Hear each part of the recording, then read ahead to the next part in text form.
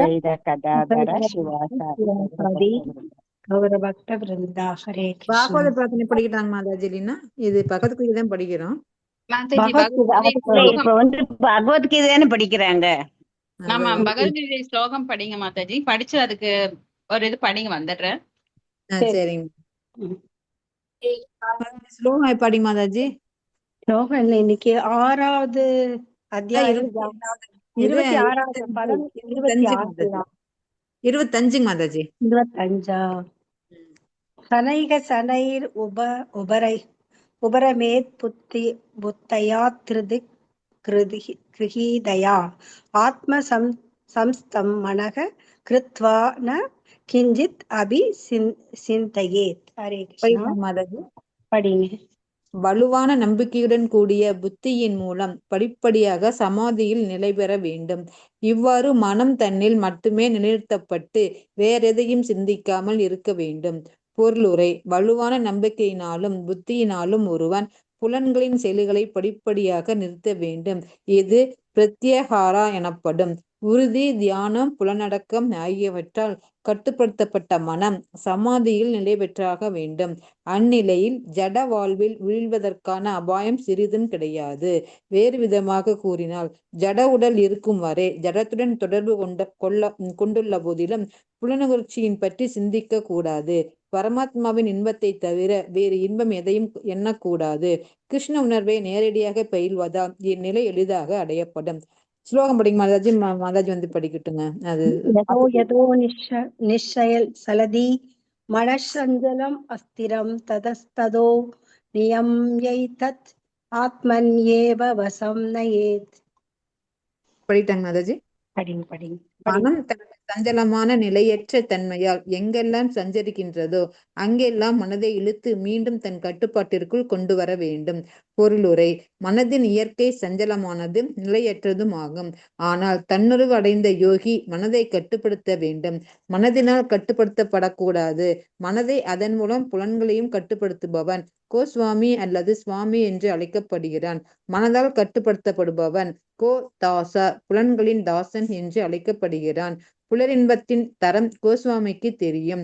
திவ்யமான புலரின்பத்தில் புலன்கள் ரிஷிகேஷரின், புலன்களின் உன்னத உரிமையாளரான கிருஷ்ணரின் சேவையில் ஈடுபடுத்தப்படுகின்றன.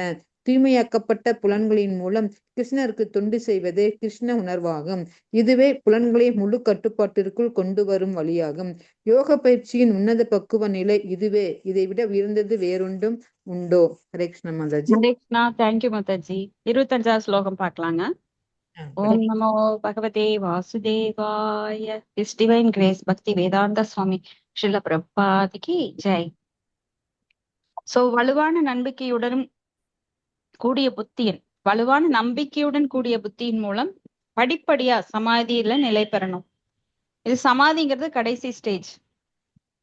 சோ யம நியம ஆச்சனை இதெல்லாம் படிப்படியா வந்து பிராணாயாமம் எல்லாம் பண்ணி காற்றுகளை எல்லாம் அடக்கி மூச்சை அடக்கி அப்புறம் சமாதி நிலையில மூச்சை அடக்குனாதான் சமாதி நிலை. சமாதினா மூச்சே இருக்காது. சோ உள்மூச்சை வெளிமூச்சாகவும் வெளிமூச்சை உள்மூச்சாகவும் இப்படி எல்லாம் பிராணாயாமா பிரத்யங்காரா பௌதிகத்திலிருந்து விடுபடுறது.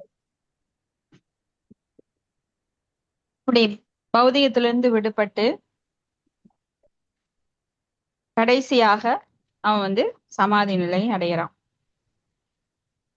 சோ இப்படி பொருளுரேஷ்ல பிரபாத என்ன சொல்றன்னா, வலுவான நம்பிக்கையினாலும் புத்தியினாலும் ஒருவன் புலன்களின் செயல்களை படிப்படியாக நிறுத்த வேண்டும். சோ இது வந்து வலுக்கட்டாயமாக புலன்களை கட்டுப்படுத்துவது. அது எப்படின்னா, புலன்களோட அதிபதியான ரிஷிகேஷர் தான் புலன்களை கட்டுப்படுத்தக்கூடியவர். யார் ஒருவர் பகவானுக்கு பக்தி தொண்டு செய்கிறார்களோ அவர்களது புலன்கள் வந்து தானாக அடங்கும். ஆனா ஒருவன் கட்டுப்படுத்த வலுக்கட்டாயமாக முயற்சி பண்றது எப்படின்னா, ஒரு லீக்கேஜ் ஆகுது ஒரு டேப்ல. நீங்க என்ன பண்ணுவீங்க, ஒரு துணி வச்சு கட்டி வைக்கிறீங்க. அந்த ஓட்டை கொஞ்சம் கொஞ்சமா பெருசாகுது. உடனடியா இல்ல, கொஞ்சம் கொஞ்சமா பெருசாகி அந்த துணி நிக்குமா உங்களுக்கு? நீங்க டேப்ல கட்டி வச்சிருக்கீங்க, ஃபோர்ஸா வருது. அப்ப என்ன ஆகுனா பட்டால்னு வெடிச்சிடும். பிச்சுட்டு எல்லா தண்ணியும் வெளியில கொட்ட ஆரம்பிச்சிடும். அது போலத்தான் ஒருவன் என்னதான் மனதை வந்து அடக்க செயற்கையாக முயற்சி பண்ணினா முதல்ல அடங்குற மாதிரி தெரியும். பின்னால வரும் நாட்கள்ல என்ன ஆகும்னா அந்த மனமானது கொஞ்சம் கொஞ்சமா அவனை அலைப்பாய விட்டு கடைசியில அவன் எல்லாத்துலயும் கட்டவிழ்த்து விடப்பட்டு மீண்டும் திரும்பி காட்டுல இருந்து வானப்பிரஸ்தல இருந்து கிரகஸ்துக்கு வாழ்க்கைக்கு வந்துருவான். கிரகமேதியா கூட ஆயிடுவான். ஸோ இத பத்தி நான் ஒரு ஸ்டோரி உங்களுக்கு சொல்லியிருக்கேன் ஏற்கனவே. ஒரு முனிவர் வந்து கடுமையா தவம் பண்றாரு. சூன்யத்தை குறித்து இந்த மாதிரி அஷ்டாங்க யோகத்துலதான் தவம் பண்றாரு. ஆனா பகவானை வழிபடாம சூன்யத்துல நிலை நிறுத்தி மனதை வலுக்கட்டாயமாக எல்லாம் இது பண்றாரு. அப்போ ஆனா கடுமையா இருக்கு தவம். அப்ப இந்திரனுக்கு பாக்குறப்ப அவருக்கு எனக்கு என்னோட சீட்டை பிடிச்சிருவாரோ அப்படின்னு சொல்லிட்டு இவரை மனசை கலைக்கணுமே அப்படின்னு ஒரு எளிமையான வழிதான். ஒரு பெரிய கத்திய கொண்டு போய் அவர் குடில்ல ஒரு வழிப்போக்கன் மாதிரி வேஷம் போட்டுட்டு, என்ன போகும்போது எனக்கு பாரமா இருக்கு, திரும்பி வரப்ப நான் எடுத்துக்கிறேன். முதல்ல அவர் மறுக்கிறார், என்ன இங்க வந்தா வைக்க கூடாது அப்படின்னு. ஆனா அந்த பளபளான்னு தங்க நிற கத்திய பார்த்தாலே அவருக்கு ஒரு கவர்ச்சி. என்னதான் இருக்கும் அதுக்குள்ள, அப்படி என்னதான் பெரிய இத்தனை அலங்காரம் பண்ணி வச்சிருக்கிறான் அப்படின்னு கத்தி எடுக்கிறாரு. எடுத்த உடனே ஒரு ஸ்டைல் பண்றாரு. நம்மள கண்ணாடி முன்னாடி நின்னுட்டு ஒரு ஸ்டைல் பண்ணுவோமே அது மாதிரி அப்படியே வீரமா சிவாஜி, சத்ரபதி சிவாஜி மாதிரி அப்படியே ஒரு கைய இடுப்புல வச்சுட்டு நிக்கிறாரு. அப்புறம் அவருக்குள்ள ஒரு கர்வம் வருது. அப்படியே அதை வீசி பாக்குறாரு. வெளியில போறாரு, ஒரு செடிய வெட்டுறாரு, அப்படி பட்டுன்னு தெரிக்குது.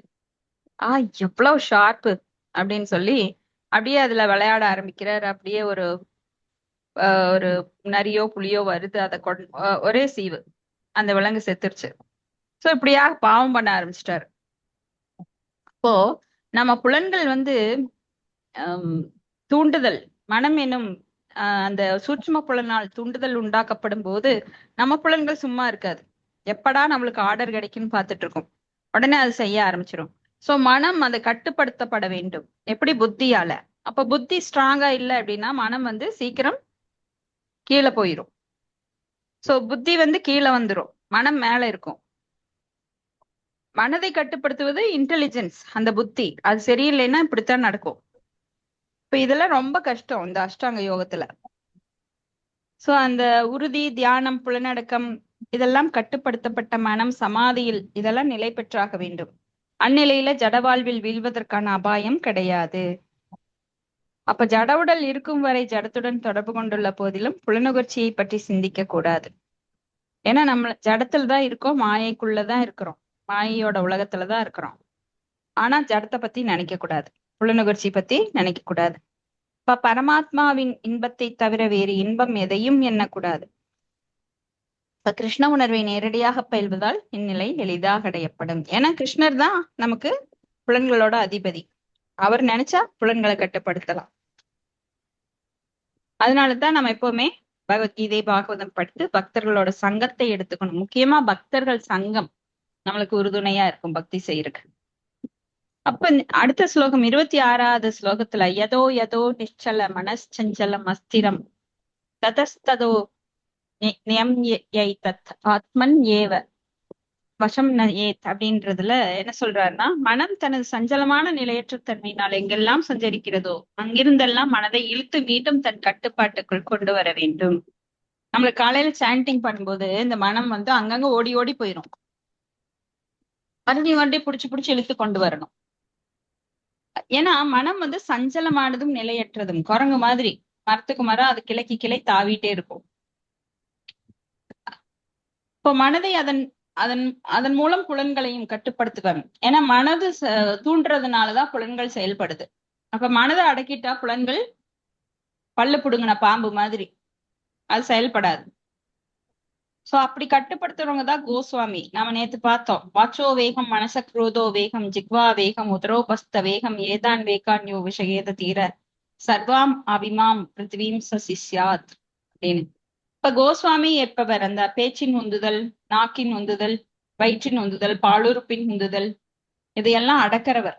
அவர்தான் கோஸ்வாமி. ஆனா கோதாசன் அப்படிங்கிறது புலன்களுக்கு சேவை செய்பவர், புலன்களை கட்டுப்படுத்துபவர் கோஸ்வாமி. ஆனா புலன்களுக்கு சேவை செய்பவர் கோதாசன். அதனாலதான் பொண்டாட்டி தாசன் கூட சொல்லுவாங்க. அப்போ புலன்களின் ரிஷிகேஷன், புலன்களின் உன்னத உரிமையாளர் கிருஷ்ணரின் சேவையில் புலன்கள் ஈடுபடுத்தப்படும் போது தானாக கட்டுக்குள் வருது. நீங்க அதை வலுக்கட்டாயமா நீ அடங்கணும் அப்படின்னு அதுலயே போக்கஸ் பண்ண வேண்டிய அவசியமே கிடையாது. தூய்மையாக்கப்பட்ட புலன்கள் மூலம் கிருஷ்ணருக்கு தொண்டு செய்வதே கிருஷ்ண உணர்வு. இதுவே புலன்கள் முழு கட்டுப்பாட்டிற்குள் கொண்டு வரும் வழி. நாம ரொம்ப எல்லாம் கஷ்டப்பட வேண்டாம். பகவானோட கட்டுப்பாட்டுல புலன்களை விட்டுட்டு நாம பாட்டுக்கு ஜாலியா இருக்கலாம். யோக பயிற்சியின் உன்னத பக்குவ நிலை இதுதான். இதைவிட உயர்ந்தது வேறு எதுவும் கிடையாது அப்படின்னு சில பிரபுபாதர் அடிச்சு சொல்றாரு. கிருஷ்ண உணர்வு ஒன்றே நம் மனதை கட்டுப்படுத்தும். நீங்க என்னதான் செயற்கையா முயற்சி செய்தாலும் தலைகீழா நின்னாலும் அந்த புலன்களை நீங்க கட்டுப்படுத்த முடியாது. நான் எனது என்கின்ற அகங்காரம் இருக்கவே கூடாது. அப்போ ஏன்னா எல்லாமே பகவான் கையில விட்டுருங்க, உங்களுக்கு வாழ்க்கை ரொம்ப எளிமையா இருக்கும். நான் தான் செய்யறேன். அகங்கார விமூடாத்மா கர்த்தாக மிதி மன்னியதே.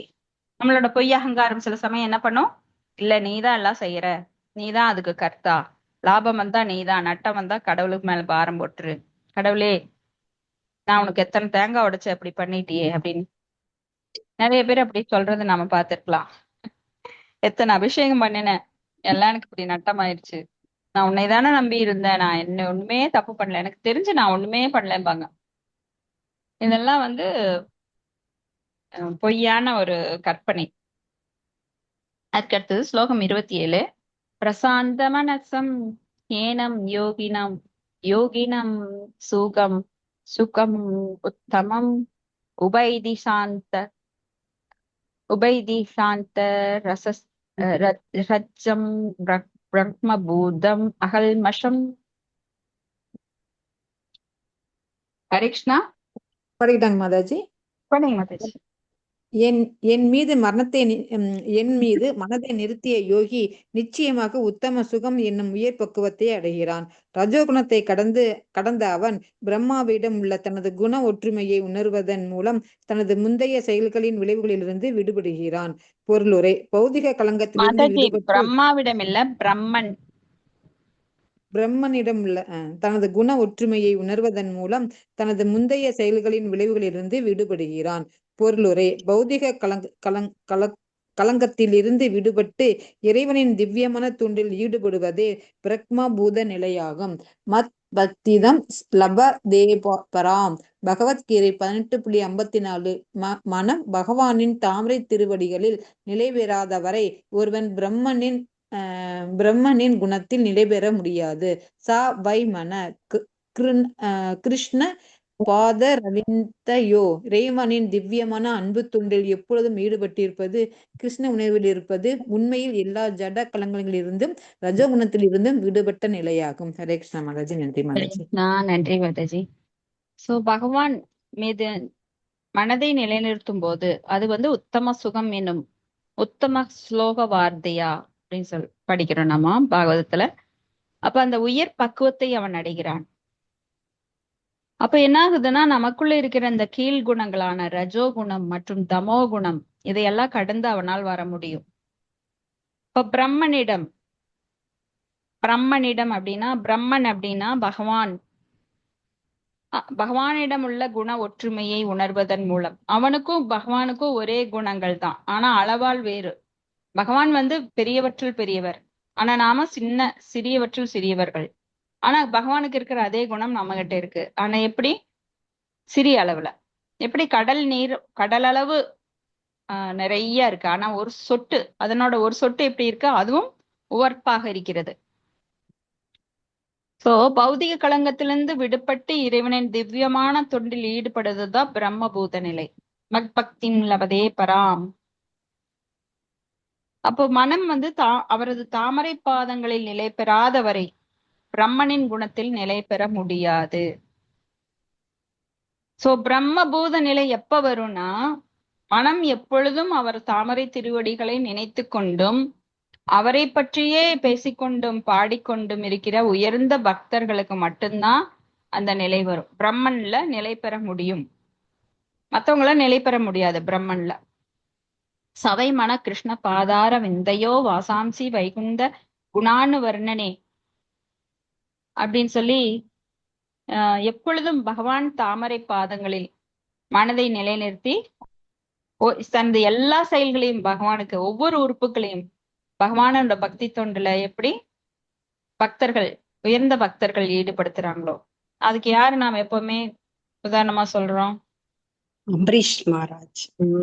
அம்பரீஷ் மகாராஜர் தனது ஒவ்வொரு புலன்களையும் பகவானோட பக்தி தொண்டுல ஈடுபடுத்துறார். சவை மன கிருஷ்ண பாதார விந்தையோ, அவர் சொன்னதுதான் இது.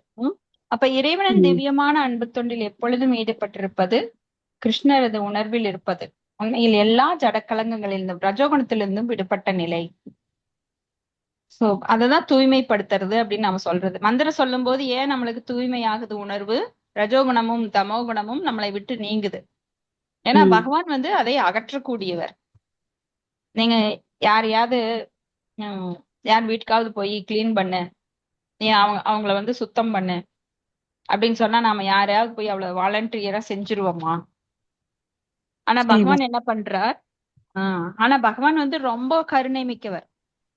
நாம எத்தனையோ ஜென்மங்கள்ல பல கலங்கங்கள்ல இதயத்துல தூய்மை இல்லாம உட்காந்துருக்கோம். ஆனா பகவான் என்ன பண்றார்? அதை தூய்மைப்படுத்துறார். டஸ்ட் எடுக்கிறார் நம்ம கிட்ட இருந்தெல்லாம்.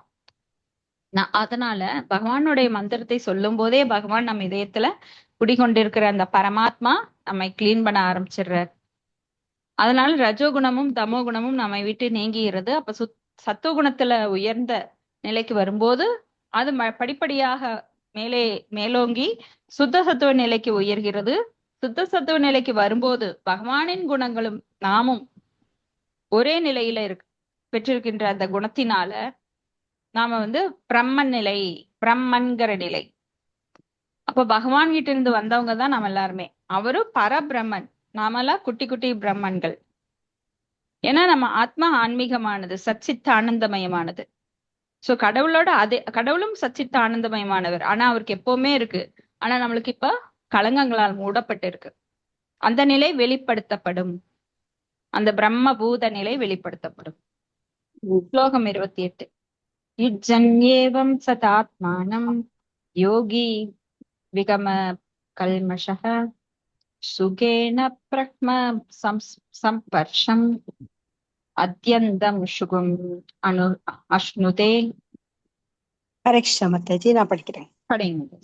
இவ்வாறாக சுய கட்டுப்பாட்டுடைய யோகி இடைவிடாத யோக பயிற்சியினால் எல்லா ஜடக்கலங்கத்திலிருந்தும் விடுபட்டு இறைவனின் திவ்யமான அன்பு தொண்டில் பக்குவமான சுகத்தின் உன்னத நிலையை அடைகின்றான். பொருளுரை: தன்னை உணர்வது என்றால் பகவானுடன் தனது உண்மை உறவு என்ன என்பதை அறிவதாகும். பரமனின் அம்சமான தனிப்பட்ட ஆத்மாவின் உண்மை நிலை இறைவனுக்கு தெய்வீக தொண்டு புரிவதாகும். பரத்துடனான இத்தகு திவ்ய உறவே பிரம்ம சம்பர்ச என்று அழைக்கப்படுகிறது.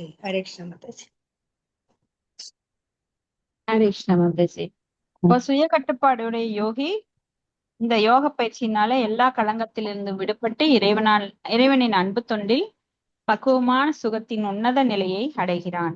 சோ இதெல்லாம் அந்த காலத்துல சத்திய, திரேதா, துவாபர யுகங்கள்ல காலம் அவ்வளவு நீண்ட காலமாக இருந்தது. ஆயுட்காலம் அவ்வளவு நீண்டதா இருந்தது. அதனால செய்ய முடிஞ்சது. அப்ப தன்னை உணர்வது அப்படின்னா பகவானுடன் தனது உண்மையான உறவு என்ன என்பதை அறியறது.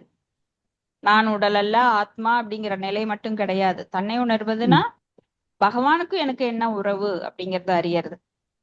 சோ பரமனின் அம்சமான தனிப்பட்ட ஆத்மாவின் உண்மை நிலை இறைவனுக்கு தொண்டு புரிவது. ஜீவேன சுரூபகய கிருஷ்ணேர நித்யதாச.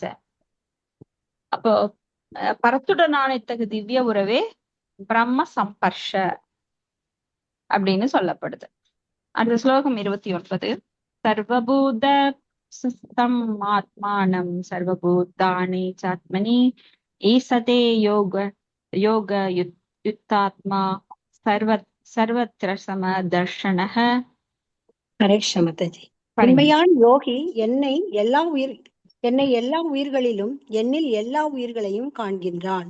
உண்மையில் தன்னுணர்வுடையவன் பரமபுருஷரான என்னையே எங்கும் காண்கின்றான். பொருளுரை: கிருஷ்ண உணர்வில் உள்ள யோகியே பக்குவமான பார்வையாளன். ஏனெனில் பரமனான கிருஷ்ணர் எல்லாரின் இதயத்திலும் பரமாத்மாக வேற்றிருப்பதை அவன் காண்கின்றான். ஈஸ்வர சர்வ பூதானாம் ஹிருத் தேசே அர்ஜுன திஷ்டதி. இறைவன் தனது பரமாத்ம ரூபத்தின் மூலம் பிராமணன், நாய் என இருவரின் இதயத்திலும் உரைகின்றார். பகவான் எப்போதும் திவ்யமானர் என்பதையும், அவர் நாயுடன் இருந்தாலும் பிராமணனுடன் இருந்தாலும் பௌதிகத்தால் பாதிக்கப்படுவது இல்லை என்பதையும் பக்குவமான யோகி அறிவான். இதுவே பகவானின் உன்னதமான சமத்துவ நிலை. தனிப்பட்ட ஆத்மா குறிப்பிட்ட இதயத்தில் மட்டுமே உள்ளது, எல்லோருடைய இதயத்திலும் அல்ல. ஆத்மாவுக்கும் பரமாத்மாவுக்கும் உள்ள வேறுபாடு இதுவே. யோக பயிற்சியில் உண்மையாக ஈடுபடாத எவரும் இவ்வாறு தெளிவாக காண முடியாது. கிருஷ்ண உணர்வினன் கடவுளை நம்புவனின் இதயத்திலும் நம்பாதவனின் இதயத்திலும் அவரை காண முடியும். இது ஸ்மிருதியில் பின்வருமாறு உறுதி செய்யப்பட்டுப்படுகிறது. ஆதத் வாச்ச மாத்ருத்வாச் ஆத்மாஹி பரமோஹரி. எல்லா உயிர்வாளிகளின் மூலமான பகவான் தாய் அல்லது பாதுகாவலரை போன்றவர். குழந்தைகள் எல்லோரிடமும் தாய் நடுநிலையில் இருப்பது போல உன்னதமான தந்தையான அல்லது தாயான பகவானும் சமமாக நடந்து கொள்கிறார். எனவே பரமாத்மா எப்போதும் எல்லா உயிர்வாளிகளிலும் வீற்றுள்ளார். எல்லா உயிர்வாளிகளின் வெளிப்புறம் கூட கடவுளின் சக்தியால் தான் அமைந்துள்ளது. 7ஆம் அத்தியாயத்தில் விளக்கப்பட போவதை போல கடவுளுக்கு ஆன்மீக உயர்ந்த சக்தி, பௌதீக தாழ்ந்த சக்தி என 2 முக்கியமான சக்திகள் உள்ளன. ஆத்மா உயர்ந்த சக்தியை சேர்ந்ததாக இருப்பினும் தாழ்ந்த சக்தியினால் கட்டுப்படுத்தப்படக்கூடியது. ஆத்மா எப்போதும் இறைவனின் சக்தியில் தான் இருந்தாக வேண்டும். எல்லா உயிர்வாளியும் அவரின் ஏதாவது ஒரு சக்தியில் நிலை பெற்றுள்ளனர். யோகி நோக்குடன் காண்கின்றான். ஏனெனில் ஒவ்வொரு ஜீவனும் தனது கர்ம விளைவுக்கு ஏற்றாற்போல பற்பல சூழ்நிலைகளில் செயல்பட்டாலும் அனைவரும் எல்லா சூழ்நிலைகளிலும் இறைவனின் சேவகர்களே என்பதை அவன் காண்கின்றான். ஜடசக்தியில் இருக்கும் போது உயிர்வாழி ஜடப்புலன்களுக்கு சேவை செய்கின்றான். ஆன்மீக சக்தியில் இருக்கும்போது அவன் நேரடியாக முழுமுதற் கடவுளுக்கு சேவை செய்கிறான். இருவிதத்திலும் ஆத்மா இறைவனின் தொண்டனே. இந்த சமநோக்கு பார்வை கிருஷ்ண பக்தனிடம் பூர்ணமாக உள்ளது. ஹரே கிருஷ்ண. தேங்க்யூ மாதாஜி.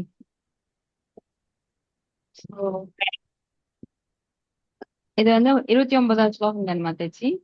ஆமாங்க மாதாஜி, 29. சரி. இப்ப கிருஷ்ண உணர்வுள்ள யோகியே பக்குவமான பார்வையாளர். ஏன்னா அவருக்கு எல்லாரோட இதயத்திலும் பகவான் எப்படி பரமாத்மாவாக இருக்கிறார் என்பதை காண முடியும். ஒருத்தரை பார்த்தா நம்மளுக்கு என்ன தோணும், அவங்க இந்த ட்ரெஸ் போட்டிருக்காங்க, இந்த வடிவத்தில் இருக்கிறாங்க, அவன் வந்து எனக்கு எதிரி, இவன் நண்பன் அப்படிங்கிற இருமை பார்வை எல்லாம் கிடையாது. இப்போ சத்கோஸ்வாமிகள் பார்த்தோம் அப்படின்னா, ஸ்ரீ ரூப கோஸ்வாமி, ஸ்ரீ சனாதன கோஸ்வாமி, ரகுநாதப்பட்ட கோஸ்வாமி, ரகுநாததாச கோஸ்வாமி, கோபாலப்பட்ட கோஸ்வாமி, ஸ்ரீல ஜீவ கோஸ்வாமி, இவங்க எல்லாருமே எல்லாத்தையும் எப்படி பார்ப்பாங்க அப்படின்னா, எல்லாரையும் பகவான் வந்து எல்லார் உள்ளத்திலும் பரமாத்மாவா இருக்கிறார். ஆத்மா அப்படிங்கிறது அது வந்து ஆன்மீகமானது அப்படிங்கிற பார்வையில தான் பார்ப்பாங்களோ தவிர உடலை போர்த்தி இருக்கும் போர்வையை கண்டு அடையாளம் காண மாட்டார்கள். அதனாலதான் பிரம்மபூத பிரசன்னாத்மா நாச்சொச்சதி நாகாங்சதி சம சர்வேசு பூதேசு பக்தி லபதே பராம். சம சர்வேசு அப்படின்னா சமமான நிலையில் எல்லோரையும் காண்பார்கள். இப்ப ஈஸ்வர சர்வ பூதானாம் ஹிருதேஷே அர்ஜுன திஷ்டதி பிராமயன் சர்வபூதானாம் யந்திர ரூடாணி மாயையா. அப்போ எல்லார் இதயத்துக்குள்ளும் இருக்கின்ற அந்த பரமாத்மா அவர்தான் இந்த இயந்திரத்தை, உடல் எனும் இயந்திரத்தை இயக்கச் செய்கிறார். அப்போ அவர் வந்து யார் ஒருவர் இந்த நிலையில் காண்கிறானோ, எல்லாரையும் சமமான நிலை ஆத்மா பரமாத்மா அப்படின்னு பாக்குறாங்களோ, அவங்க வந்து இந்த நாய் உண்பவன், பிராமணன் இப்படியெல்லாம் அவங்க வேறுபடுத்தி பாக்குறது இல்ல. பகவான் வந்து எப்போதுமே திவ்யமானவர். அவர் நாயுடன் இருந்தாலும் பிராமணனுடன் இருந்தாலும் பௌதிகத்தால் அவர் கடங்கப்படுறதில்லை அப்படிங்கிறது அவனுக்கு தெரியும். அதுதான் பக்குவமான அறிவு, பக்குவமான யோகி. இதுதான் சமத்துவ நிலை. நிறைய பேர் சமத்துவம்னு சொல்லுவாங்க. அதுக்கு அர்த்தமே தெரியாம சமத்துவம் அப்படின்னு சொல்லிட்டு பொருளாதார ரீதியாக எல்லாரும் சமமான நிலை, எல்லாருக்கும் சமமா வேலை கொடுக்கணும், இப்படித்தான் லூசுத்தனமா அந்த கவர்மெண்ட் என்ன பண்ணுது, தமோ குணத்துல இருக்கிறவனை தூக்கி மேல உயர்ந்த அதிகாரியா அவங்களுக்கு பதவி கொடுத்து, பெரிய மினிஸ்டரா பதவி கொடுத்து, நாயை தூக்கி சட்டையை போட்டு அங்க அரண்மனையில அந்த அரியாசனத்துல உட்கார வச்சாலும் என்ன பண்ணனா அது உழைக்கத்தான் செய்யும். சோ தமோ குணத்துல இருக்கிறவனை தூக்கி அங்க வச்சா அவன் எப்படி ஆட்சி புரிவான்? இப்படித்தான் சமத்துவம் அவங்க நினைக்கிறாங்க. உணர்வினால் கலங்கப்பட்டவன் சமநிலையை அடைய முடியாது. பிராமணனும் ஒரு சூத்திரனும் ஒன்றாக முடியாது. இது இந்த கவர்மெண்ட்டுக்கு புரியல, கவர்மெண்ட் ஆட்சியாளர்களுக்கு புரியல. நாங்களாம் சமத்துவம், அதனால எல்லாருக்கும் ஒரே மாதிரி கட்டடம் கட்டி எல்லாரையும் ஒரே இடத்துல உட்கார வைக்கிறோம். அப்ப அங்க குணங்களால் வேறுபடும் போது அங்க சண்டை, சச்சரவு, வேற்றுமை, குழப்பம் எல்லாம் உண்டாகும். ஏன்னா அவன் உணர்வு வேற, இவன் உணர்வு வேற. ஆனா 2 பேரையும் ஒட்டுக்கா இருக்க விட்டா ஒண்ணுக்கு ஒண்ணு குடுமி பிடிக்கிறது தான் மிச்சம். ஸோ அந்த மாதிரி சமத்துவத்தை இந்த கவர்மெண்ட் பண்ணுது. அதெல்லாம் சமத்துவம். அப்ப ஆத்மாவையும் பரமாத்மாவையும் காண்பவனே எல்லா உடலிலும். நாயை தின்பவன் நாய், நரி, பூனை எல்லாத்துலயும் ஆத்மாவை. அப்ப பகவான் வந்து எல்லா ஆத்மாக்கள்லயும் பரமாத்மாக இருக்கிறார். அவருக்கு முக்குணத்தினால் கலங்கப்படாதவர், என்றும் திவ்யமானவர். இப்ப நாயோட பன்றியோடல இருந்தாலோ மலத்துல இருக்கிற புழுவுல இருந்தாலோ பகவான் வந்து அசிங்கம் யாராவது சொல்ல முடியுமா? நம்மளுக்குள்ள நாமெல்லாம் அப்படி போய் பூத முடியுமா யாராவது உடல்ல போய் பரமாத்மாவ? பகவான் மட்டும்தான் அப்படி இருக்க முடியும். ஏன்னா அவர் வேற எதுனாலே கலங்கப்படுறது இல்ல. சில சமயம் பாருங்க, சூரிய ஒளி மலத்தின் மீது பட்டாலும் என்னாகும்? அது மழை காஞ்சி எரிஞ்சு சாம்பலாயிரும். மலம் தூய்மை அடையுமே தவிர அந்த சூரிய ஒளி பாதிக்கப்படுவதில்லை. அது போல பகவான் எங்க இருந்தாலும் அவர் திவ்யமானவர். அவர் இருக்கிற இடத்துல மத்தவங்களுக்கு தான் பெனிஃபிட் கிடைக்குமோ தவிர அவருக்கு களங்கம் வராது. சோ ஆத்மாவுக்கும் பரமாத்மாவுக்கும் உள்ள வேறுபாடு என்னன்னா, ஆத்மா ஒரு குறிப்பிட்ட இதயத்தில் மட்டும் இருக்கு, ஆனா பரமாத்மாவோ எல்லா இதயத்திலும் இருக்கிறார். அப்ப யோக பயிற்சியின் உண்மையாக ஈடுபடாத எவரும் இவ்வாறு தெளிவாக காண முடியாது. நாமெல்லாம் ஏன் காண முடியுது? ஏன்னா பகவான் நமக்குள்ள இருந்து ததாமி புக்தி யோகம் தம் ஏனமாம் உபயாந்தி தே அப்படின்னு புத்திய தர்றாரு. அதனால நம்ம உணர முடியுது. ஆனா மத்தவங்க யோகத்துல, நாமெல்லாம் பக்தி யோகத்துல ஈடுபட்டு இருக்கிறோம். ஆனா இந்த யோகத்துக்கு வராதவங்கனால இதெல்லாம் கண்டுபிடிக்கவே முடியாது. இப்ப கிருஷ்ண உணர்வினன் கடவுளை நம்புபவனின் இதயத்திலும் நம்பாதவன் இதயத்திலும் இருக்கிறார். திருடனோட இதயத்திலும் இருக்கிறார், ஒரு காந்தியடிகள் இதயத்திலும் இருக்கிறார், பெரிய மகாராஜ் பக்தர்கள் இதயத்திலும் இருக்கிறார். ஏன்னா பகவான் வந்து இல்லாம யாராலையும் இங்க செயல்பட முடியாது. பகவானுக்கு எல்லாருமே குழந்தைங்க தான். ஒரு அம்மாக்கு வந்து 10 குழந்தைங்க இருக்கிறாங்க, அதுல மோசமான 4 குழந்தை இருந்தா இது என் குழந்தை இல்லைன்னு சொல்லிட மாட்டா. சோ பகவான் எப்படி இருக்கிறார்னா தாய் போல, பாதுகாவலரை போல. அதனால எல்லா குழந்தைகளுக்கும் அவர் தாய் தான். எப்படி ஒரு தாய் வந்து நடுநிலையில் இருப்பாளோ அது போல பகவான் சமோகம் சர்வபூதேசு நமை துவேசியோ அஸ்தின பிரியக. துவேஷம் கிடையாது அவருக்கு. நமே துவேசியோ, யாருகிட்டயும் துவேஷம் கிடையாது அவருக்கு. கோபம் கிடையாது. அதுக்காக அவர் வந்து எடுத்து கொஞ்சறதும் இல்ல. நடுநிலையில் இருக்கிறார். உன்னத தந்தையான பகவானும் சமமாக நடந்து கொள்கிறார். எனவே பரமாத்மா எப்போதும் எல்லா உயிர்வாளிகளிலும் வீற்றுள்ளார். நிறைய தப்பு பண்ற, அதனால உங்ககிட்ட இருக்க மாட்டேன் அப்படின்னு சொல்லி உடம்ப விட்டு போறது கிடையாது. இப்ப பாருங்க அவருக்கு எவ்வளவு பொறுமைன்னு. நாமெல்லாம் தினம் எத்தனை தடவை கோவப்படுவோம், எத்தனை பேரை பேசுவோம். ஆனா பகவான் எத்தனை கோடி ஜென்மமாக நம்ம வந்து பொறுத்துட்டு நம்மளுக்கெல்லாம் இன்னும் அந்த நம்ம அனுபவிக்கணுங்கிற எண்ணத்துக்கு தகுந்த மாதிரி இந்த ஜட உலகில நம்மளுக்கு வாய்ப்பு தந்துட்டே இருக்கிறார். நம்மளுக்கோ அந்த தீராத தாகம், இன்னும் அனுபவிக்கணும் இன்னும் அனுபவிக்கணும். எவ்வளவு சலிப்பு நம்மளுக்கெல்லாம். ஒரு வேலை திரும்ப திரும்ப செஞ்சா சலிப்படைஞ்சிரும். ஆனா பகவானுக்கு வந்து நம்ம திரும்ப திரும்ப வசதி பண்ணி தர்றாரு, ஆனா சலிக்காம பண்ணிட்டு இருக்காரு. நீ என்னைக்கு நீயா உணர்ந்து வர்றையோ. சிலரெல்லாம் கேட்பாங்க, கட்டாயமா எனக்கு திணிக்காதீங்க, எனக்கு கிருஷ்ண பக்தி எல்லாம் திணிக்காதீங்க, எனக்கா வரும் அப்ப நான் வர்றேன் அப்படிம்பாங்க. அது போல நாமெல்லாம் என்ன சொல்றோம், பகவான்கிட்ட போகணுங்கிற எண்ணம் உனக்கா வரட்டும் அப்படின்னு பகவான் வந்து நம்மளுக்கெல்லாம் வெயிட் பண்றாரு. நான் வந்து திணிக்க மாட்டேன், ஆனா சொல்லுவேன், நீ என்கிட்ட இருந்து எடுத்துக்கிறதுனா எடுத்துக்கோ, அந்த அறிவை எடுத்துக்கலையா விட்டுட்டு நீ பாட்டுக்கு இன்னும் பல பிறவிகள் எடுத்து நீ என்கிட்ட மெதுவா வா, ஒன்னும் பிரச்சனை இல்லை. ஆனா நீ எத்தனை ஜென்மம் எடுக்கிறியோ அத்தனைக்கும் நீ தான் துன்பப்படுவ. என்னால அதை பொறுத்துக்க முடியல, அதனால நான் உனக்கு உதவி பண்ணிட்டே இருக்கேன். நீ அந்த உதவியை எடுத்துக்கிட்டா சீக்கிரம் வா, இல்ல எடுத்துக்கலினா நான் உன்னை ரொம்பலாம் வற்புறுத்த மாட்டேன்னு சொல்றாரு. இப்ப எல்லா உயிர்வாழ்களின் வெளிப்புறம் கூட கடவுளின் சக்தியால் தான் அமைந்துள்ளது. நம்மளுக்கு வெளியில பாருங்க என்னென்ன பொருள் பாக்குறோமோ, எங்கெங்கு காணினும் 8 திக்குல 10 திக்குலும் அர்ஜுனன் கண்ட மாதிரி பகவானுடைய சக்தி இல்லாம எதுவுமே கிடையாது. நீங்க எங்க போய் பார்த்தாலும் பகவானோட சக்தி தான். சர்வ காரண காரணம்.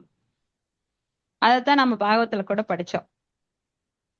அப்ப கடவுளுக்கு ஆன்மீக சக்தி இருக்கு, பௌதிக சக்தி இருக்கு. ஆன்மீக சக்தி அந்தரங்க சக்தி, பௌதிக சக்தி வந்து வெளிப்புற சக்தி அல்லது வெளிப்புற சக்தி, அந்த புறசக்தி அப்படின்னு எல்லாம் சொல்லலாம்.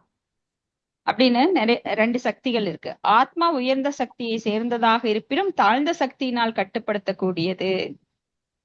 அப்ப ஆத்மாங்கிற உயர் சக்தி இருக்கிறதையே யாருமே உணரல. இதுதான் காமெடி.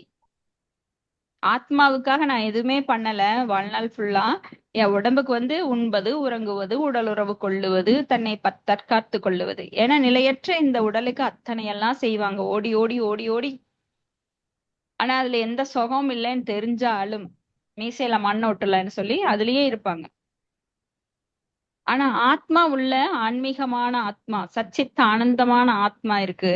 அதுக்கு கொடுக்கணும், ஏதாவது ஃபீட் பண்ணணும் அப்படிங்கிறத யாருமே கவனத்துல கொள்வதில்லை. ஏன்னா புறத்துல இந்த எக்ஸ்டர்னல் பாடியிலேயே அவங்க கான்சென்ட்ரேஷன் ஃபுல்லா புலன்களை திருப்தி செய்யறதுல, அந்த தேகாபிமானத்திலேயே அவங்க எண்ணமும் செயல்களும் எப்பொழுதும் ஈடுபட்டு கொண்டிருப்பதனால் அந்த ஆத்மாவை மறந்து போறாங்க. இதுக்கு ஒரு அருமையான எக்ஸாம்பிள் தாமா இன்ட்ரோடக்ஷன்லயே பார்த்தோம். யாராவது சொல்ல முடியுமா?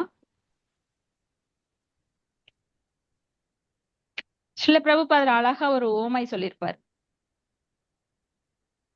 வெளிப்புற உடலை மட்டும் பாதுகாத்து கொண்டு ஆத்மாவை மறந்து விடுவது எதற்கு ஓமையா சொல்லியிருக்காரு? கிளிக்கூண்டு மாதாஜி. Yes, very good. தங்க கிளிக்கூண்டு. அந்த தங்க கிளிக்கூண்டு ஒரு அரசி வந்து போய் வாங்கிட்டு வர்றா. அவர் செல்ல கிளியை அதுக்குள்ள விட்டு முதல்ல இரும்பு கம்பியில வச்சிருந்தா. இப்ப தங்க கிளிக்கூண்டு, அது வைரம் வைடூரியம் எல்லாம் பதிச்சிருக்கு.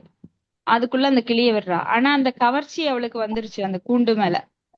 அப்ப தினம் தொடச்சு தொடச்சு அதை வந்து நல்லா பாதுகாக்கிறா. ஆனா உள்ள இருக்கிற கிளிய மறந்துட்டா. அதுக்கு தண்ணி குடுக்கல, சாப்பாடு குடுக்கல. அது கீ கீ கீ கீன்னு கத்திட்டு செத்தே போயிடுச்சு. அது போல இந்த உடம்பையெல்லாம் பாதுகாத்து கொண்டு உள்ள இருக்கிற ஆத்மாவை யார் ஒருவர் காணவில்லையோ அவன் வந்து ஆத்மகா, ஆத்மாவை கொள்பவன் ஆகிறான். சோ ஏன்னா ஆத்மாதான் நிரந்தரமானது, அதுதான் புனிதமானது, ஆன்மீகமானது, தெய்வீகமானது, என்னெல்லாம் வேர்டு இருக்கோ அத்தனையும் மங்களகரமானது, எல்லாமே தான். அப்ப அதுக்கு ஏதாவது நம்ம டெய்லி ஃபீட் கொடுக்கணும் அப்படின்னா, ஏதாவது சாப்பாடு கொடுக்கணும்னா என்ன பண்ணணும்?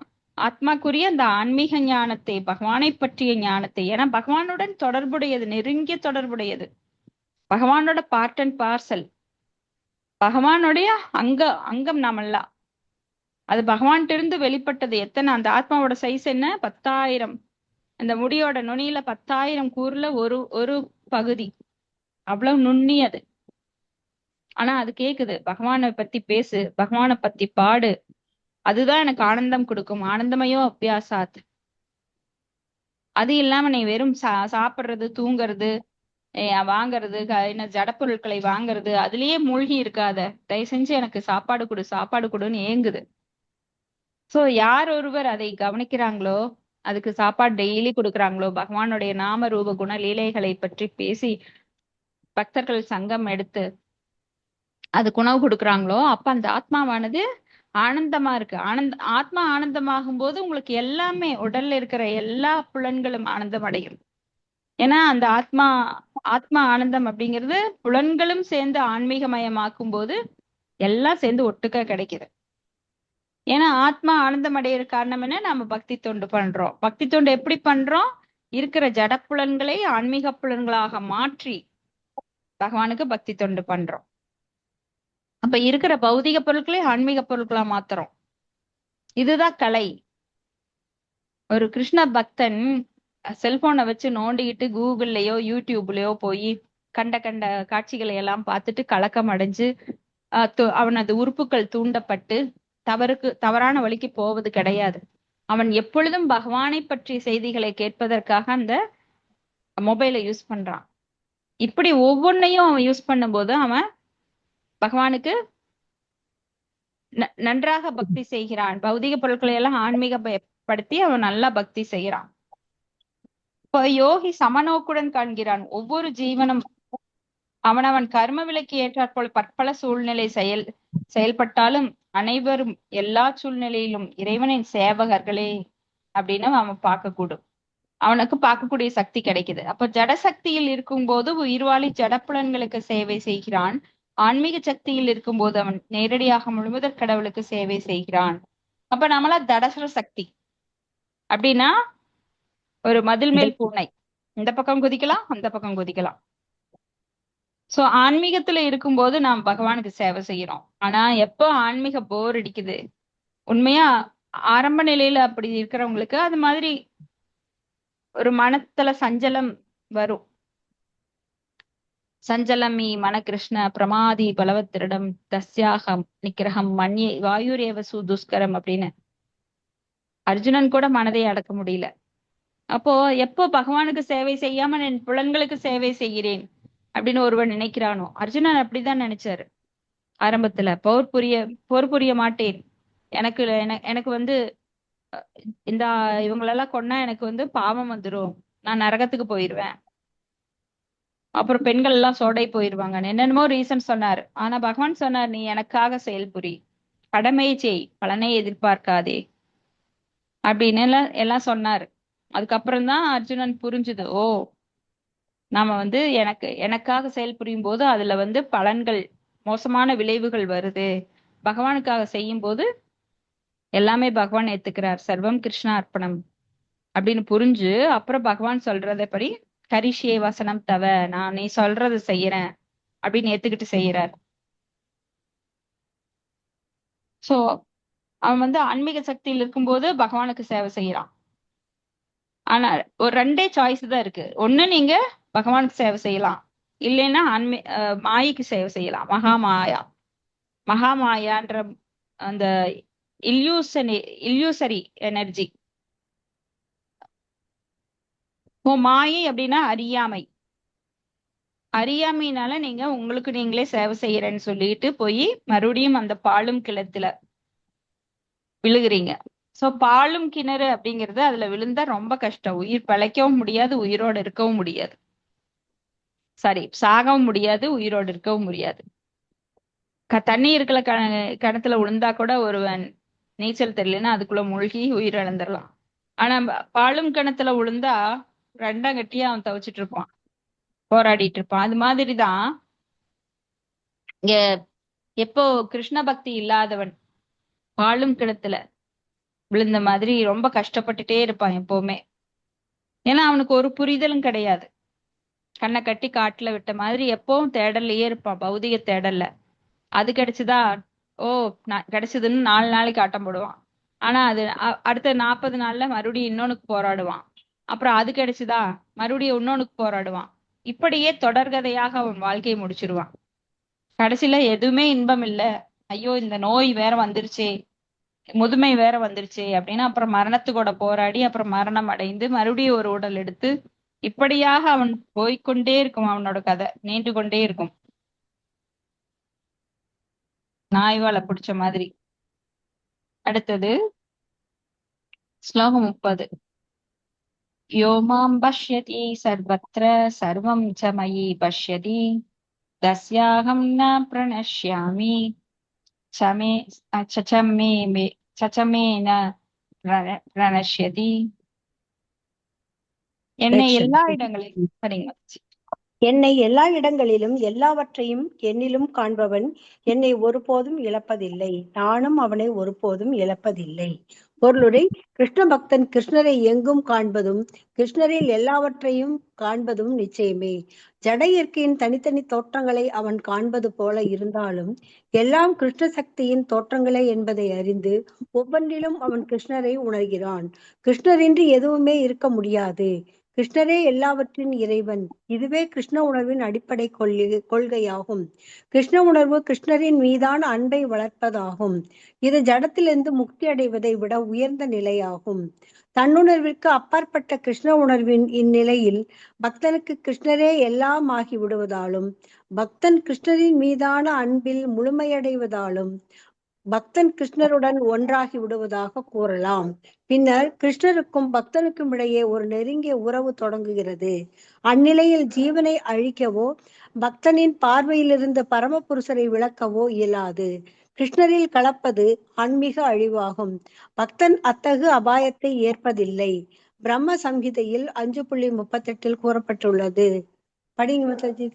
பிரேமாஞ்சன प्रेमाञ्जनचुरित भक्तिविलोचनेन सन्तस्तदैव हृदयेषु विलोकयन्ति यं श्यामशुन्द्रमचिन्त्य गुणस्वरूपं गोविन्दमादिपुरुषं तमहं भजामि.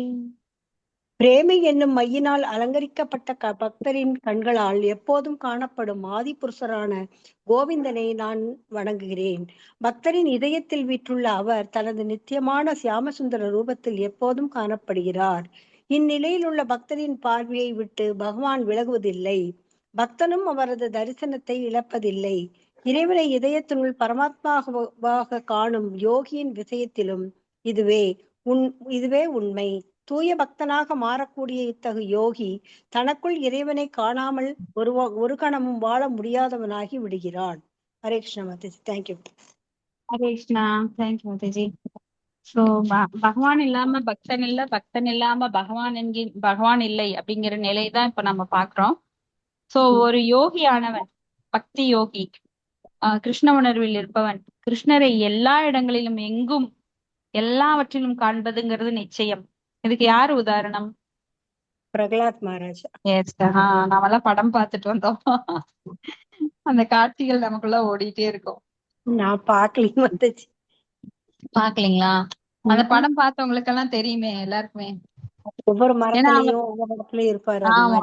அவர் பாக்குற இடத்துல எல்லாம் பகவான் இருப்பார். சோ ஒரு பக்தன் இல்லாம பகவான் கிடையாது, பகவான் இல்லாம பக்தன் கிடையாது. ரெண்டுக்கும் இடையில என்ன இருக்கு?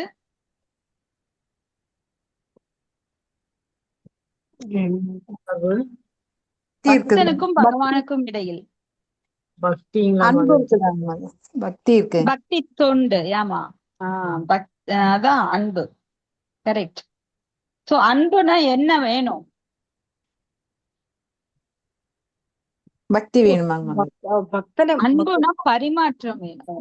பரிமாற்றம் பண்ணிக்கணும். அன்பு அப்படின்னா நான் வந்து ஐ லவ் யூ அப்படின்னு ஹஸ்பண்ட் கிட்ட சொல்லிட்டு படுத்துட்டே இருக்க முடியுமா? செஞ்சணும். அவருக்கு பணிவிடை செய்யணும். சோ அன்பு அப்படின்னா அதுக்கு வந்து பரிமாற்றம் வேணும். அப்ப பகவானுக்கு நாம என்ன பண்ணணும்? தொண்டு பண்ணணும், அன்பு தொண்டு பண்ணணும். பகவானுக்கு அன்பு தொண்டு ஆற்றுவதே நம்மளுடைய நித்தியமான நிலை. இப்ப பகவான் நம்மளுக்கு அதைத்தான் திருப்பி பண்றாரு. திருப்பி இல்ல, நாம தான் திருப்பி பண்றோம். பகவான் எப்பொழுதுமே பண்ணிட்டு இருக்காரு. ஏன்னா அவர் பெற்ற தாயிலும் மேலானவர். பெற்ற தாய் அப்படின்னா இந்த ஒரு ஜென்மத்துலதான். ஆனா பல மில்லியன் ஆண்டுகளாக, பல மில்லியன் யுகங்களாக பகவான் நம்மளுக்கு எப்பொழுதும் அன்பு செலுத்திட்டு இருக்காரு. ஏன்னா பகவான்கிட்ட இருந்துதான் நம்ம வந்தோம். அவர் நம்மளை படைச்சது எதுக்காக? அன்பு தொண்டு பண்றதுக்காக. இப்ப எல்லா ஜீவன்களும் எதை பேஸ் பண்ணி இருக்கிறோம்? எல்லா ஜீவன்களும் பகவானத்தான் பேஸ் பண்றோம். அதுல பகவான பேஸ் பண்றோம். ஓகே. மத்தவங்க கிட்ட இருந்து என்ன எதிர்பார்க்கிறோம்? அன்புதான். ஆனாக்க உண்மையான அன்பு எங்க கிடைக்குது நம்மளுக்கு? பகவான் கிட்டங்க. ஆமாங்க, யார்கிட்டயுமே கலப்படம் தான் இருக்கும். ஆனா உண்மையான அன்பு அப்படிங்கிறது பகவான்கிட்ட இருந்துதான் கிடைக்குது. ஆனா அத உணர்பவர்கள் பகவானுக்கு திருப்பி அன்பு செலுத்தி பகவான்கிட்டே போயிடுறாங்க. ஆனா எனக்கு இந்த ஜட உலகத்துல கிடைக்கும், அதுக்காக நான் போராடுவேன்னு இருக்கிறவங்க எல்லாம் தனக்குத்தானே தலையில கொள்ளி வச்சுக்கிறாங்க. இது யாரெல்லாம் ஒத்துக்கிறீங்க?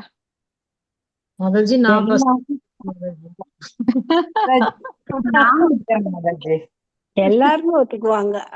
ஆமா. யாருகிட்டயுமே தூய்மையான அன்பு கிடையாது. யாருகிட்டயுமே ஒரு தூய்மையான அன்பு இல்ல. எக்ஸ்பெக்டேஷன் 2 தான். நாள் நீங்க உங்களுக்கு ஒரு கடமை செய்யாம விட்டுருங்க. 2 நாள் உங்களுக்கு தூக்கி அது போட்டுருவாங்க. 2 அன்பு நாள் எப்படி எல்லாமே செய்யணும்? ஒரு எதிர்பார்ப்புல தான் நடந்துட்டு இருக்கும். ஆமா. காரணம் இல்லாம காரியம் நடைபெறுவதில்லை. ஏங்க மாதாஜி? காரணத்தோட தான் ஆமாங்க. எல்லா காரியங்களும் நடைபெறும். இது ஆனா மாதாஜி 40 வயசு ஆகும்போது தான் புரிஞ்சுக்க முடியுதுங்க மாதாஜி. 20 வயசுல 30 வயசுல எல்லாம் தெரியல. அது இளமை அத கண்ணை மறைக்கும். ஏன்னா அப்பெல்லாம் நம்மளுக்கு உடம்புல நல்ல தெம்பு இருக்கும், தெனாவட்டு இருக்கும், ஆமா, ரத்தம், ஒரு இளம் அகங்காரம் ரத்தம். இருக்கும். என்னால எது வேணா செய்ய முடியும், வானத்துல பறக்க முடியுன்ற ஒரு உணர்வு அப்பெல்லாம். ஆனா கொஞ்சம் ஏஜ் ஆக ஆக அடிபட்டு அடிபட்டு அப்புறம் அந்த அளவுக்கு நாம எல்லாம் வீக்கா இருந்திருக்கோம். ஆமா. நம்ம புரியல. வீக்கானா புரியல. எப்படி சொல்றீங்க மாதாஜி? தெரியாம அதான் இருந்திருக்கிறோமா? இல்ல அதுதான் அறியாமையில இருக்கும். அறியாமை அறியாம இருக்கோம். சொல்றாங்க ஆ, தெரியாம. ஆமாங்க. இந்த ஸ்டேஜுக்கு இது அப்படிங்கறது நமக்கு புரியல. ஆமா ஆமாங்க. அது அந்த ஸ்டேஜ் வரும்போது தான் புரியுது. அப்புறம் ஆமா தான் அப்பாவுக்கு புத்தி வரும்போது பையனுக்கு புத்தி இருக்காதுங்க. அவரு பையனா இருந்து வந்திருப்பாரு. அப்ப கேட்க மாட்டாரு. அவருக்கு ஒரு பிள்ளை பிறந்து அடிக்கும் போதுதான் அப்பதான் தெரியும். நம்ம ஆமா இப்பதான் மாதாஜி சொன்னாங்கல்ல ஒரு கிளாஸ்ல சொல்லும் போது அது அந்த கடைசியில பையன் போட்டு அடிப்ப அப்படின்னீங்களா? ஆமா. ஆமா 10 பசங்க இருப்பாங்க. 10 பசங்க. அதான் இந்த ஜட உலகுல எப்படி எல்லாரும் உட்கார்ந்து அனுபவிக்கலாங்கிற எண்ணத்தோட இருக்கிறோம் இல்லையா? அதுக்கு ஒரு உவமை சொல்லுவார் ஸ்ரீல பிரபுபாதர். ஒருத்தருக்கு 10 பசங்க இருப்பாங்க. 10 பெரிய பணக்காரர். சரி 10 பிள்ளைங்க இருப்பாங்க. அவர் பெரிய ஒரு கோடீஸ்வரர். அப்ப 10 பிள்ளைகளையும் நல்லா கவனிச்சு மாப்பிள்ளையெல்லாம் கட்டி கொடுத்துருவார். அந்த காலத்துல எல்லாம் சொத்தெல்லாம் அதிகம் பார்க்க மாட்டாங்க. நல்ல நல்ல மனுஷனா இருந்தா கட்டி கொடுத்துருவாங்க. ஆனா நல்ல மனுஷன் அப்படிங்கிறது என்ன? வெளிப்புற பார்வையிலா ஜடப்பார்வையிலையா? நல்லவங்களை கண்டுபிடிக்க முடியாது. அந்த ஜடப்பார்வையை வச்செல்லாம் கண்டுபிடிக்க முடியாது. யாரு எப்போ இந்த மாயா தாக்கும் மனசை எப்படி மாத்துனலாம். சோ இந்த அந்த 10 பேரும் மாமனார் பெரிய சொத்துள்ளவர் அப்படின்னு சொல்லிட்டு ஒரு ஃபங்க்ஷனுக்கு வருவாங்க. வீட்டுல ஒரு கடைசி புள்ள கல்யாணம் நடக்கும். 10 பேரும் அங்கேயே ஜாலியா இருந்துக்கலாம். இவ்வளவு சொத்து இவ்வளவு சுகம் இருக்கு, பெரிய பெரிய ரூம் இருக்கு, அரண்மனை ஆட்ட, இங்கேயே தங்கிக்கலாம்னு யாரும் எந்திரிச்சே போகல. ஆனா மாமனாரோ ரொம்ப ரோசக்காரர். அவங்க இதுல காலை ஊனி நின்று அவங்க பொழைக்கணுங்கிற ஒரு இதுல பொண்ணை ஆஹ் அந்த கணவனுக்கு சேவை செஞ்சு அவங்க வீட்டுலதான் இருக்கணும்னு சொல்லிட்டார். நான் போனதுக்கு அப்புறம் சொத்து வரும் அப்படின்னு. ஆனா இவங்க எல்லாம் எந்திரிச்சே போகல. எப்படிடா எழுப்புறதுன்னு இவருக்கு ஒண்ணுமே தெரியல. அப்ப முதல் மாப்பிள்ளைக்குரிய நல்ல ஒரு ஃபுட்டு, அவருக்கு பிடிச்ச ஃபுட்டை கட் பண்ண சொன்னார் சமையல்காரர். அப்புறம் இவர் போய் சாப்பிட உட்கார்ந்தாரு. இவருக்குரிய ஐட்டம் மட்டும் இல்ல, மத்தவங்களுக்கு பிடிச்சதெல்லாம் இருக்கு. அது எப்படி என்னை மட்டும் கவனிக்கல, நான் தான் பெரிய மாப்பிள்ளை அப்படின்னு சொல்லி அவர் கோபம் வந்தது. வா இந்த வீட்டை விட்டு போலாம் அப்படின்னு ஃபர்ஸ்ட் பிள்ளை கூட்டிட்டு போயிட்டார். அடுத்தது 2வது மாப்பிள்ளைக்கு ட்ரீட்மெண்ட். அவருக்கு 2 ஐட்டம் கட் பண்ணாரு, அவரும் கோவிச்சுட்டு போயிட்டார். இப்படி 3வது மாப்பிள்ளை 4வது மாப்பிள்ளை ஒவ்வொருத்தருக்கும் ஒரு மாப்பிள்ளைக்கு ரூமே கொடுக்கல, ஹால்ல படு அப்படின்ட்டார். இதானே இந்த மாமனார் இப்படி என்னை கவலமா நடத்துறான்னு அவனும் கோவிச்சுட்டு போயிட்டான். ஆனா அதுல கடைசி மாப்பிள்ளை மட்டும் அவரு பரவாயில்ல, எல்லாரும் போயிட்டாங்க, நீ நான் தான் ராஜா அப்படின்னு சொல்லிட்டு அவரை மலக்கப்படுத்திட்டு இருந்தார். இவன் இதுக்கெல்லாம் சரிப்பட மாட்டான் அப்படின்னு சொல்லிட்டு ஒரு தடி எடுத்துட்டு வா அப்படின்னு தடி எடுத்துட்டு அவனை 4 போடு போட்டாரு. அவன் துண்ட காணம் துணியா கடன், வா நம்ம வீட்டுக்கே போலாம், அந்த ஆள்கிட்ட இருக்க முடியாத ஆள் பைத்தியம் பிடிச்சிருச்சுன்னு போயிட்டான். அது மாதிரி நம்மளுக்கு மாயா சில ட்ரீட்மெண்ட் கொடுத்திருப்பாங்க, லைட்டா கொடுப்பாங்க. ஒரு ஒரு வாழ்க்கையில ஒரு அடி, அத்தனை நாள் நம்பி இருந்தவங்க எல்லாம் நம்மள மோசம் பண்றாங்க, நம்மளுக்கு தொழில்ல நட்டம், நம்மளுக்கு ஒரு ஆக்சிடென்ட், இப்படி பல விதத்துல நம்மளுக்கு கொஞ்சம் கொஞ்சமா அடி கொடுத்து புறப்படலையா அப்படின்னா பலத்த அடியா கொடுக்குறாங்க. உனக்கு எங்க கை வச்சா வலிக்கும் அப்படின்னு சொல்லி. நீ அங்க திரும்பு. ஆமா, அப்பதான் நீ பகவானை நோக்கி நீ திரும்புவ. சோ இந்த ஜெயிலுக்குள்ள மாயாவோட அந்த ஜெயிலரோட வேலை இதுதான், நம்மளை எல்லாம் திருத்தி திருத்தி அனுப்புறது. அதுக்காகத்தான் அவங்க நம்மளுக்கு இத்தனை அடி கொடுக்குறாங்க. ஒவ்வொருத்தரும் கேட்பாங்க, எதுக்காக நம்மளுக்கு துன்பம் வருது அப்படின்னு. துன்பம் வர்றது எதுக்கு? பகவானை நோக்கி நாம திரும்பி நம்ம கால்களை வேகமா எடுத்து வைக்கணும். நீ ஒவ்வொரு ஜென்மமா ரொம்ப ஸ்லோவா போயிட்டு இருக்கிற, நீ வேகமா போகணும்னா வேகமா அடிச்சாதான் போவ அப்படின்னு சொல்லி நம்மளுக்கு முதுகுல நல்லா பளிர்னு விடுறாங்க. அப்பதான் நம்ம கொஞ்சம் வேகமா நடப்போம். மத்தது எத்தனை அடிச்சாலும் நான் தாங்குவேன்னு இருக்கேன். ஆமா, இப்போ சாதாரண ஒரு நாய் துரத்துச்சுன்னா நம்ம என்ன பண்ணுவோம்? ரன்னிங் ரேஸ்ல வச்சா கூட அந்த ஓட்டம் ஓட மாட்டோம். ஒரு வெறிநாய் ஒண்ணு துரத்துச்சுன்னு வைங்க, உங்களுக்கு எந்த பிராக்டிஸும் கொடுக்க வேண்டாம். ஓடுற ஓட்டம் இருக்கு பாருங்க, அது மாதிரிதான் இந்த மாயா வந்து நம்மளுக்கு ரொம்ப மோசமா ட்ரீட் பண்ணும்போதுதான் நாம ஓட ஆரம்பிப்போம். நீங்க ஓடுற பிராக்டிஸ் எல்லாம் கொடுத்து கிருஷ்ண பக்தி எல்லாம் கொடுத்து அதெல்லாம் எடுத்துக்க மாட்டேன் அப்படின்னா அப்புறம் மாயா இன்னும் பயங்கரமான ட்ரீட்மெண்ட் நம்மளுக்கு கொடுப்பாங்க. அப்புறம் கேட்டாலும் எத்தனை அடிச்சாலும் தாங்குவேன், இதுதான் சொர்க்கம்ட்டு உட்கார்ந்துருக்கிறாங்க. எத்தனை அடிச்சாலும் தாங்கல, அப்புறம் அதுக்கு மேல அடி இருக்குது இல்லையா? அதுக்கு எங்க கை வச்சா வலிக்கும்னு மாயாக்கு தெரியும், நம்மளுக்கெல்லாம் தெரியாது. சோ அதனால அதனால ஜாக்கிரதையா அவங்க பலமா தாக்கறதுக்கு முன்னாடி நாமளா மரியாதையா போய்க்கிறது நல்லது, அது தன்மானத்தோட. அது புரிஞ்சுக்கணும். ஆமா. சோ இங்க வந்து கிருஷ்ணரில் கலப்பது அப்படிங்கிறது ஆன்மீக அழிவு. அதாவது கிருஷ்ணருடன் ஒன்றாக கூடிய அந்த ஈன புத்தி இருக்கு பாருங்க. நாம எதுக்கு கிருஷ்ணரை பிரிஞ்சு வந்தோம்? கிருஷ்ணர் மாதிரி நானும் கர்த்தா அகம் போக்தா, நானும் அனுபவிக்கணும், அவரை மாதிரி நானும் செய்யணும், பலரை வந்து கட்டுப்படுத்தணும்னு நோக்குலதான் இங்க வந்தோம். மறுபடியும் இங்க வந்துட்டு மறுபடியும் அதுக்கே ட்ரை பண்றாங்க இந்த அருவவாதிகள். பகவானுடன் ஒன்று கலந்து மறுபடியும் கிருஷ்ணர் ஆயிரோம்னு நினைக்கிறாங்க.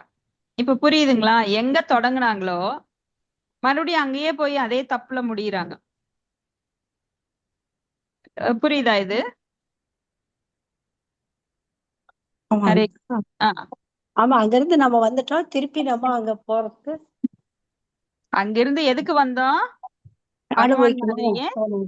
நானும் கட்டுப்படுத்தணும், நானும் அனுபவிக்கணும்னு வந்தோம். ஆனா இந்த பிரம்மஜோதியில நேருது என்ன? அதுக்கு சமமானது தானே இல்லையா? மறுபடியும் பகவான் ஆகணும்னு ஆசைப்படுறது. எத்தனையோ தவம் பண்ணி மறுபடியும் அதே நிலைமைக்கு போயிடுறாங்க. சோ அந்த தவம் பண்ணதுல அவ்வளவு கடுமையான தவங்கள் பண்ணி அந்த நிலைக்கு போய் மறுபடியும் சரிவடைகிறதுல என்ன பிரயோஜனம் இருக்கு? சோ ஆனா பக்தர்கள் இதை வந்து நல்லா புரிஞ்சுக்கிறாங்க. பகவானுக்கு சேவை செய்வதுதான் என் நிலை, அவரை மாதிரி ஆகிறது இல்ல அப்படின்னு புரிஞ்சுக்கிறாங்க. அப்போ பிரம்ம சம்ஹிதையில என்ன சொல்லியிருக்காரு பிரம்மா?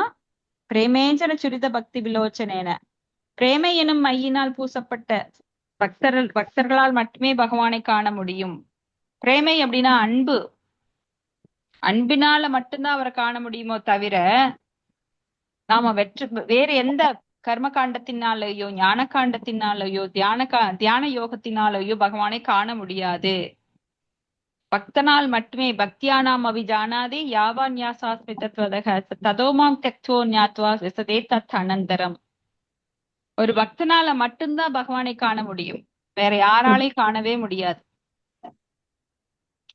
சோ பக்தரின் இதயத்தில் வீற்றுள்ள அவர் தனது நித்தியமான சியாமசுந்தர ரூபத்தில் எப்பொழுதும் பக்தன் உள்ளத்தில் அவர் தன்னை வெளிப்படுத்துகிறார். இந்த நிலையில் உள்ள பக்தனின் பார்வையை விட்டு பகவான் விலகுவதில்லை. அதனாலதான் ஸ்ரீல ரூப கோஸ்வாமி, ஸ்ரீல சனாதன கோஸ்வாமி போன்ற மூத்த அந்த தூய பக்தர்கள் எல்லாம் எப்பொழுதே அகக்கண்ணுல பகவானோட லீலைகளை, அவங்க உடல் வந்து பௌதீகத்துல இந்த ஜட உலகில் இருந்தாலும் அவங்க எப்பொழுதும் பிருந்தாவனத்துல தனது ஆழ்ந்த லீலையில ஈடுபட்டு பார்த்துக்கிட்டு பகவான் கூட அதை அனுபவிச்சுட்டே இருப்பாங்க.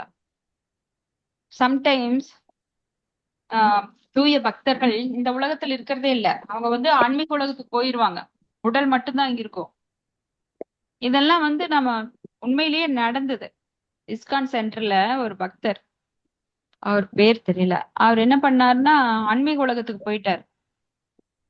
அப்போ இவர் வந்து உடல் அசைவற்று இருக்குது, அப்படியே உட்கார்ந்துருக்காரு அப்படின்னு சொல்லிட்டு எல்லாம் எழுப்பி பாக்குறாங்க, இறந்துட்டார் அப்படின்னு முடிவு பண்றாங்க. ஆனாலும் அங்க இருக்கிற ஒருத்தர் வந்து இல்ல, நீங்க வெயிட் பண்ணுங்க, ஒரு நாள் வெயிட் பண்ணுங்க, நீங்க ஹரே கிருஷ்ண மந்திரம் மட்டும் அவர்கிட்ட உட்காந்து சொல்லுங்கன்னு சொல்லிட்டே இருக்காங்க. அதுக்கப்புறம் ஒரு நாள் கழிச்சு அவரோட உடல் அசையுது. அப்ப எங்க போயிட்டீங்கன்னு கேட்டா, ஸ்ரீமதி ராதாராணி அவங்க கிட்ட போய் அவரு சேவை செஞ்சுட்டு இருந்திருக்காரு. ஸ்ரீமதி ராதாராணியோட அந்த மோதிரம் ஒன்று அந்த நீர்ல விழுந்துருச்சு.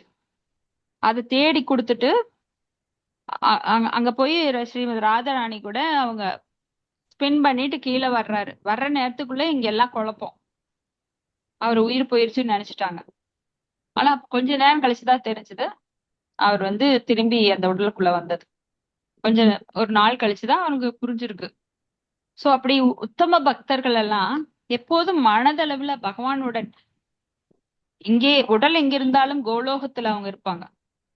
அப்படி ஒரு பிரேமை. அப்ப இந்த நிலையில் உள்ள பக்தனின் பார்வையை விட்டு பகவான் விலகுவதிலே பக்தனும் அவரது தரிசனத்தை இழப்பதில்லை. இறைவனை இதயத்தில் பரமாத்மாவாக காணும் யோகியின் விஷயத்திலும் இதுவே உண்மை. தூய பக்தனாக மாறக்கூடிய இத்தகு யோகி தனக்குள் இறைவனை காணாமல் ஒரு கணமும் வாழ முடியாதவனாகி விடுகிறான். சோ இதுதான் துருவ மகாராஜாவுக்கும் ஏற்பட்டது, பரிஷித்து மகாராஜாவுக்கும் ஏற்பட்டது, பிரகலாத மகாராஜாவுக்கும் ஏற்பட்ட உணர்வு இதுதான். அப்ப தூய பக்தர்கள் பகவானை காணாமல் அவர்கள் என்றுமே இருப்பதில்லை, பகவானை பிரிந்து எப்பவுமே இருக்கிறது இல்ல. அததான் சைத்தன்ய மகாபிரபு வெளிப்படுத்தினார். எங்கே கிருஷ்ணா, எங்கே கிருஷ்ணா, எங்கே கிருஷ்ணான்னு எப்பொழுதும் குளத்தில் தண்ணி தேங்கி இருக்கிற மாதிரி கண்கள்ல எப்பவுமே தண்ணி தேங்கி இருக்கும். அவ்வளவு ஒரு பக்தி பரவசம். ஹரே கிருஷ்ணா. இதோட முடிச்சுக்கலாம். உங்களோட கருத்துக்கள் அல்ல சந்தேகங்கள் ஏதாவது இருந்தா பார்க்கலாம்.